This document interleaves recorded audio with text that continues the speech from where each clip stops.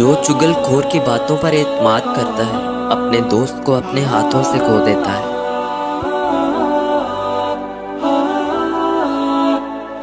اگر تم پانی میں ڈوب رہے ہو اور تمہیں یاد آ جائے وقت نماز ہے تو نماز کی نیت کر لو۔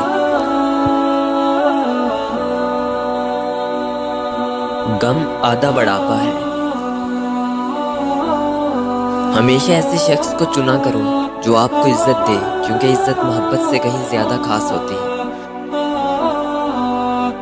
نماز کی فکر اپنے اوپر فرض کر لو، خدا کی قسم دنیا کی فکر سے آزاد ہو جاؤ گے اور کامیابی تمہارے قدم چومے گی۔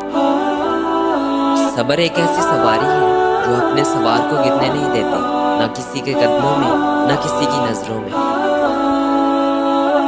جسے تقدیر پر یقین ہوتا ہے وہ اپنے اوپر نازل ہونے والی مصیبتوں سے نہیں گھبراتا۔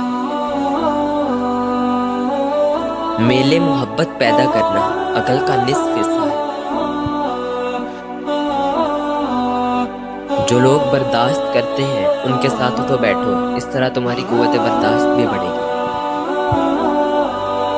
جب کسی شخص کی عقل کامل ہو جاتی ہے تو اس کی گفتگو میں کمی آ جاتی ہے۔